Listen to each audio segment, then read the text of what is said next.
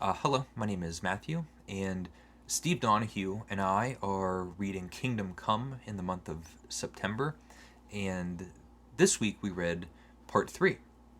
And also this week we had a surprise party crasher from Noah, from Everyone Who Reads It Must Converse, a wonderful channel, and he made a great recap of the first half of the comic book. It was a great discussion. Noah made a lot of really interesting points. He talked about the way in which Alex Ross, this incredible artist, the way in which he creates these images. Apparently, he uses life studies and he has people modeling or something like that. It was really interesting. And also, Noah pointed out some of the Easter eggs that you'll find throughout this comic. And for me, someone that doesn't read comic books, I'm not picking up on a lot of Easter eggs. I'm not even picking up on major comic book characters that are throughout. I still don't know half of who these people are. But it was a great discussion and very much welcome. Anybody that wants to join in, I'm sure Steve would agree, anyone that wants to join in is more than welcome. If you have a channel to make videos, and the more the merrier, so very happy about that. I'll also leave a link to one of Steve's videos on this as well, for the sake of diplomacy. And typically, when this run of book club videos that I've had with Steve, it's about 50-50 whether or not I've read the book.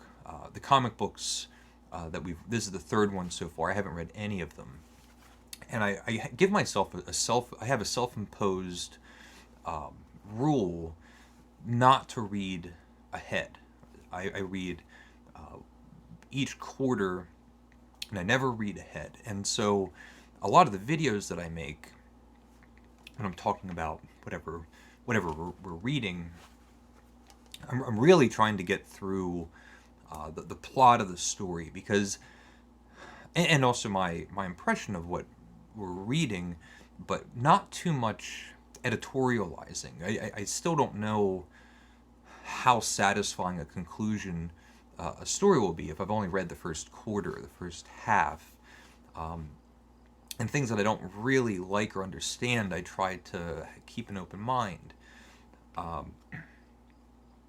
This one, we're on part 3 now, the third part of the comic book, and I typically will read it and then read it again and then make the video. I have two reading sessions. This time I read it again, and then I read the whole thing over again, because I was having these issues. The central story is that there's a world overrun by super beings, and the superheroes of times past have either gone into hiding or gone into retirement.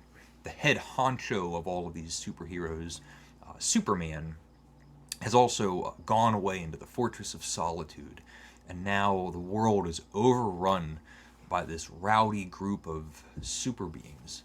And there's a point made that they're not superheroes. And also, it's delicately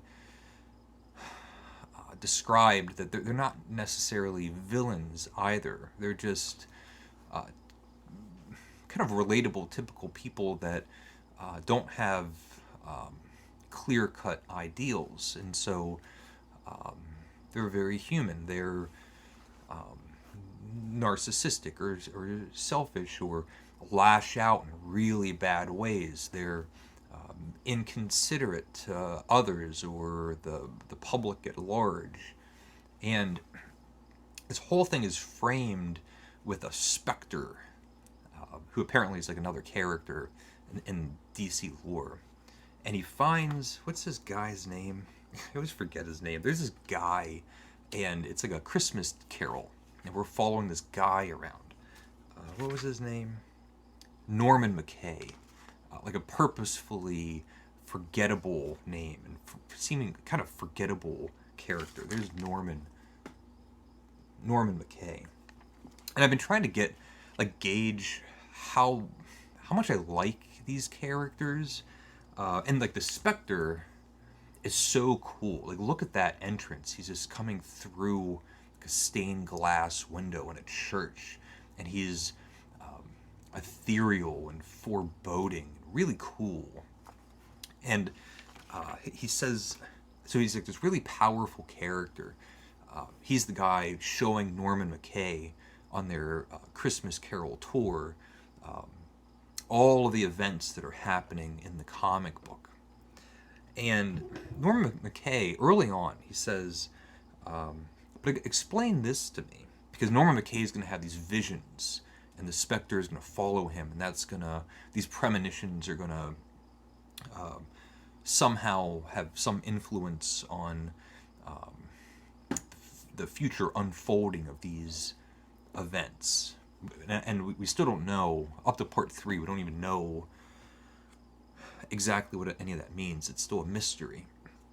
But Norman McKay says, but explain this to me.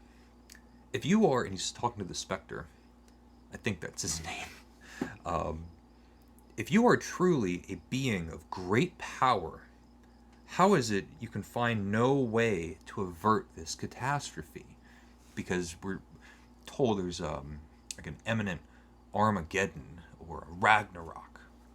And the Spectre has a way of having these kind of empty but profound statements. They're supposed to be very ponderous and serious.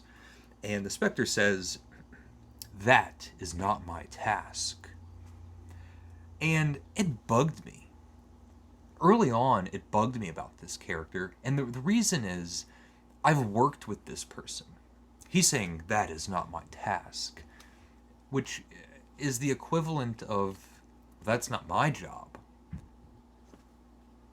If there's something important and you care about what you do, if you have some level of self-respect, that's not the answer that you give. It's not a good enough answer. You're all powerful, all knowing. You can go through planes of existence, and just because you make it sound very serious and ponderous, it's still a cop-out.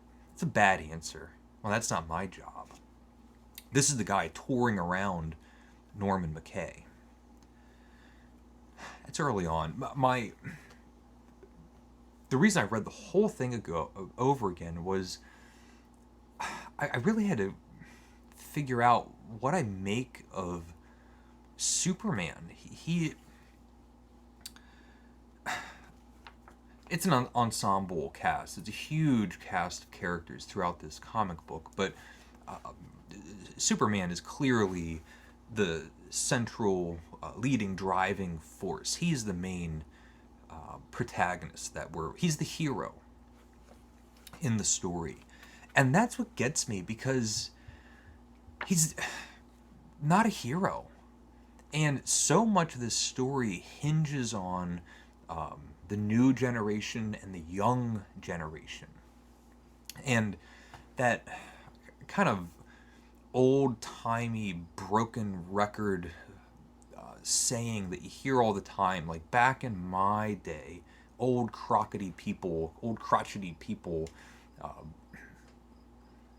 repeat it over and over again. Well, it was better in my day, way back when. And when you read it, if you just read what's on the page, beautiful paintings by Alex Ross, if you just read what's on the page, Superman is not a hero at all. It's relying on the history or the mythology, all that backstory that you find in other comic books, to reassure us that he's Superman. But this is not only like a bad superhero, it's bad Superman. This is the second time we read, Steve Donahue and I read The Dark Knight Returns, which had a significantly worse iteration of Superman. But this one's bad too. And apparently, Steve said this is I think it's like a Elseworlds story, which means it's not in continuity, and the writer and illustrator had creative control and can go outside of the character of Superman, things like that. But he's not heroic, and he's a passive character. He does nothing throughout the whole story. Every action that's taken is prompted by Wonder Woman, other characters, Batman. Events happen in front of him, and I kept thinking, like, Superman's like the most powerful. That's like his main thing, is that he's like the Zeus in Greek mythology. Just head and shoulders more super powered than any of the other characters. Can just swiftly beat all the villains, all the other heroes. No one can touch Superman. And I thought, like, I bet Doctor Who could. I bet Captain James T. Kirk. If there was a Star Trek episode where James T. Kirk landed on some planet that had some version of what's going on in this story and what Superman is doing, Doctor Who with his blue box, or James T. Kirk in the Enterprise, would see him as the villain. He would be the bad guy. And either one of them would make short work of just flipping the whole thing upside down, confusing Superman, and outwitting and beating him in some way, stopping this madness, this bad, stupid idea that Superman has. There's all these, the young generation of superpowered beings, and Superman builds a gulag. He builds a prison, and he's flying around with the Justice League, collecting these super beings and putting them in this internment camp. And, like, where is this thing? Look at this. There's no end game. You're just sticking these people in prison in the middle of the United States, the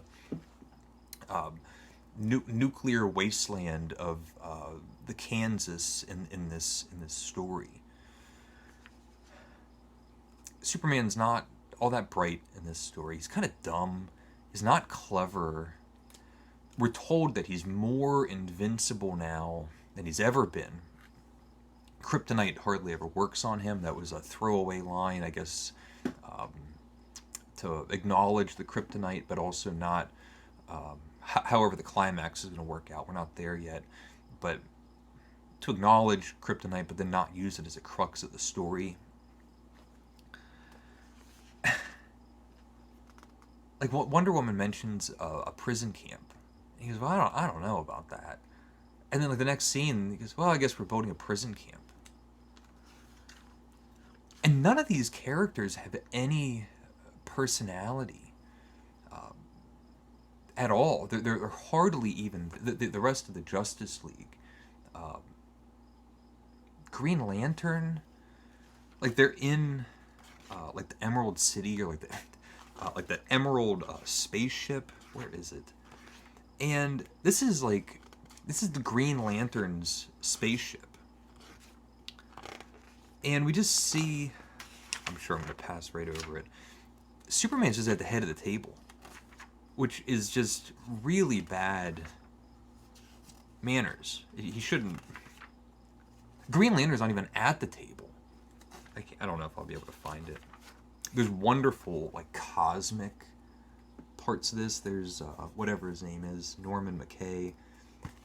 And I thought that was like the Daredevil. So maybe DC has like their own version of the Daredevil. And Hawkman. At the beginning of the story, we had these like featurettes of the old superheroes. So Green Lantern, Wonder Woman, The Flash, and Hawkman. And we get we get a full page of whatever the Hawkman is up to. And as for his upfront in focus, he's shown to be like we're being introduced to characters.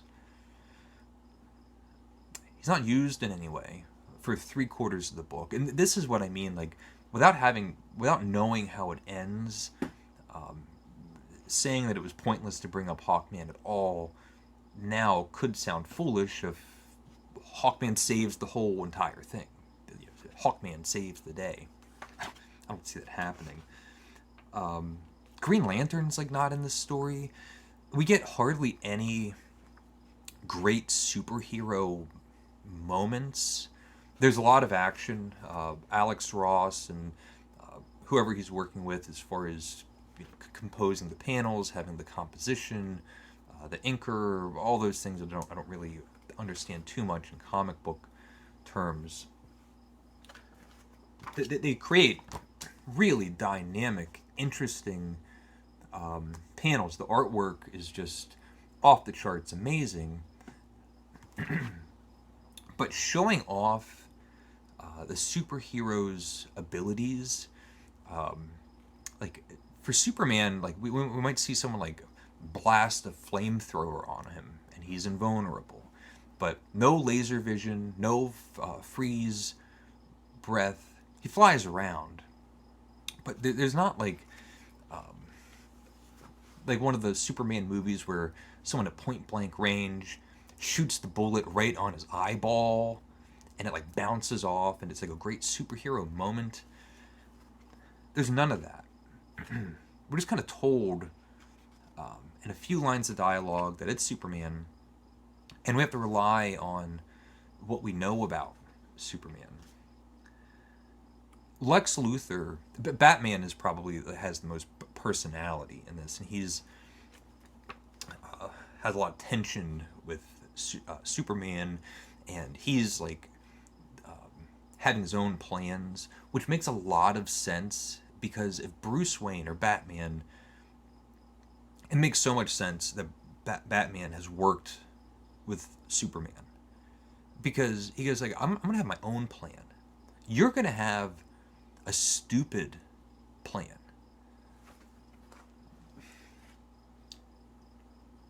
In this story, that really makes a lot of sense. Like Batman's sitting there going like, this is what you came up with? This is what you're doing? What if these were super villains? This is what he's doing with people that are kind of in the middle. Super beings that go to raves. Batman hooks up with Lex Luthor. We think that he double-crossed him. We find out that Batman actually triple-crossed him, because there's this... I wonder if we're going to see him. He's described as a shark lurking through the prawns or something. And we find out that he is Billy Batson. He's Shazam. And this is a really brilliant,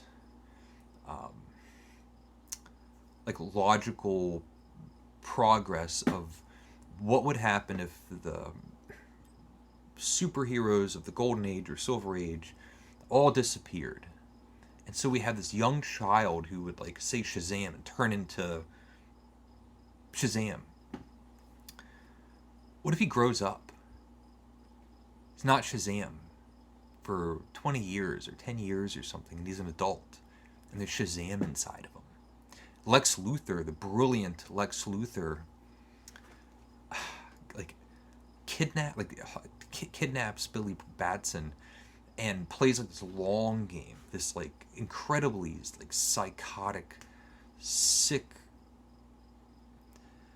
twisted plot to just raise and brainwash this child to think that super beings are evil and bad and everything, like that scene in A Clockwork Orange where they clamp the eyeballs open and then feed in horrific images. Like that's what Lex Luthor is doing to Billy Batson, and he has worms, like these earwig worms that go into his head and brainwash him. So we know that there's going to be some conflict in that. Lex Luthor has a great plan. Batman, meanwhile, was trying to figure out what was going on with Shazam. That's why he got in league with Lex Luthor. So Lex Luthor has a good plan.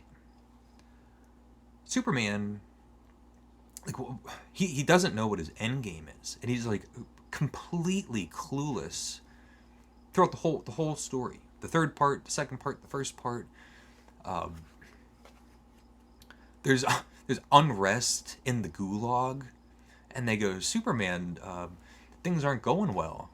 Superman goes, well, we just have to teach them truth and justice. And they go, yeah, it's not working. He goes, really? It's really, really stupid, short-sighted plan. And towards the end of the third part, this powder keg prison is right about to boil over. Riot breaks out. All the super beings have to rush over there. Superman goes to Batman. Goes back to Wayne Manor, Batcave. It goes, it's not going well. And Batman goes, yeah. What did you think was going to happen?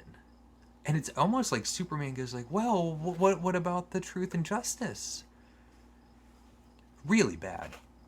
So I mentioned there's not many, especially with Superman, there's no great superhero moments where there's larger-than-life, big abilities that any of the superheroes have.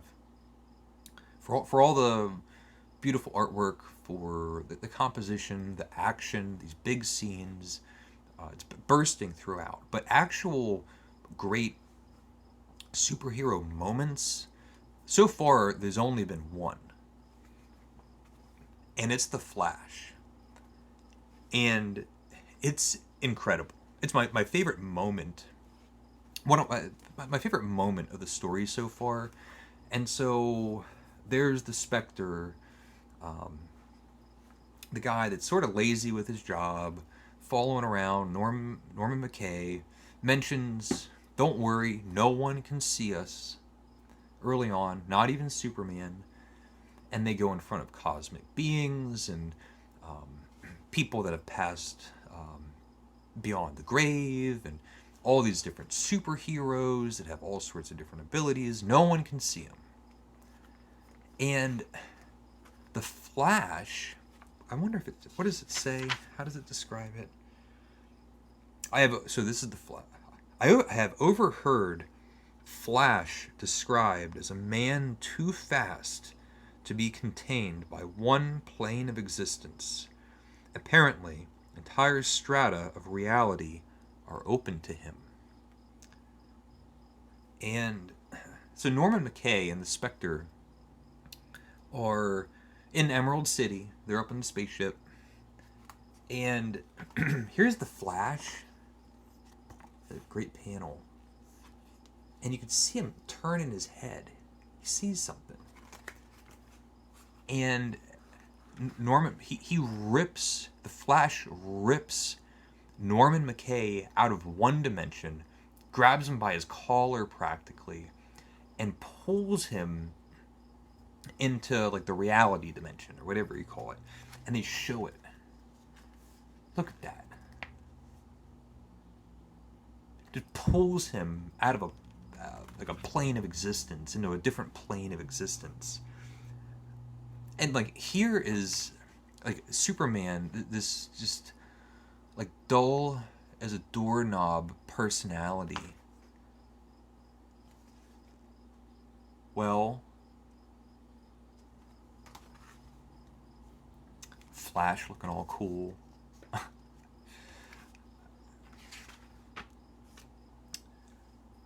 Even that, like, there's supposed to be this personal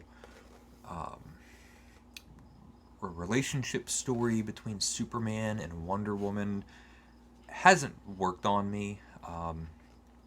There'll be scenes where Superman will go, "What's wrong with you, Wonder Woman?" And she goes, "Nothing." And he goes, "Well, you seem angry." And then she goes, "It's passion." And then they'll kiss, or almost kiss, and then someone will walk in. And we're supposed to like, is it supposed to be like all of those sitcom stories, like Will, Niles, and Daphne get together? Like, is it one of those kinds of stories? Like, am I supposed to be rooting for these two to get together? I don't know why I would. There's Wonder Woman all pissed. There's so many of these characters that are like genuinely disappointed in Superman's like behavior. Like, you start to get the feeling that like these superheroes of the past really had like an inflated version of themselves. We never killed innocent bystanders. We would never do that. We would never blow up a city block. That's doubtful. And all the while, there's a huge amount of hypocrisy that this new generation is like oblivious or could care less about the human population. And I don't know how else to think about what Superman and the Justice League, they're doing the same exact thing. They built a giant prison camp in Kansas. They're running around the world having the same blowout fights with all these superheroes. Surely creating the same amount of public stress wherever they go. And there's a moment where Wonder Woman and Superman say, like, well, we need to go to the UN and I guess let them know what we're doing. And the people at the UN they say, like, yeah, we're not happy. We're not happy about this. And they leave and Superman's like grumpy about it. Well, I guess I can't do anything right. So Batman, there's Marvin the Martian shows up. Has a cameo, helps Batman find out that Billy Batson is Shazam and all of that. We get Lex Luthor punches Billy Batson, just knocks his clock off. And there's the big reveal. Batman hasn't been on Lex Luthor's side the whole time. The prison camp is about to explode in this riot, and maybe that's going to be the beginning of Armageddon. Superman has sent down the heroes, but Wonder Woman is warmongering, and Superman's worried that that's going to escalate the situation even more. Of course it is. And Batman won't help him. Just goes like, you created this mess, and says, I did figure out Mr. Marvel. Is that what he's called?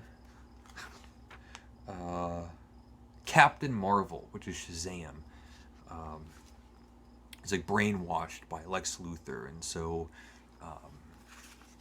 Shazam's on his way to the gulag.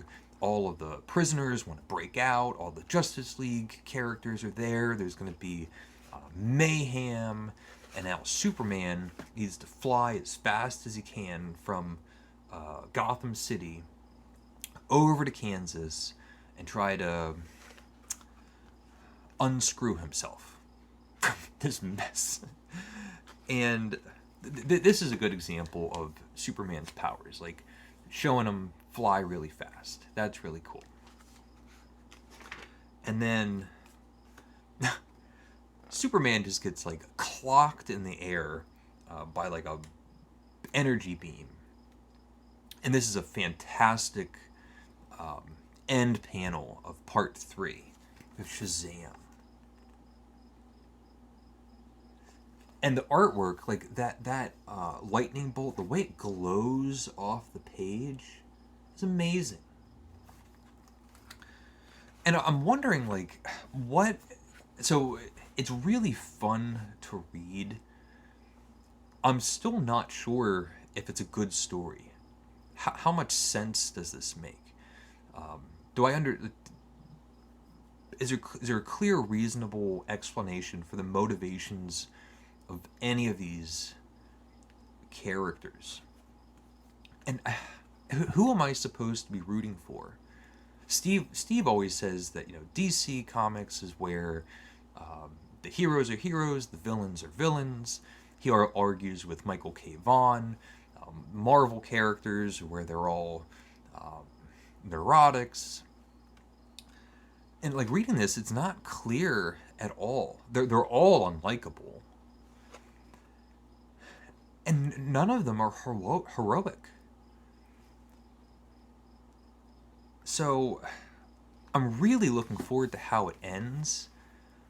But if it's going to end with a winner, I don't know how I'm not going to be disappointed.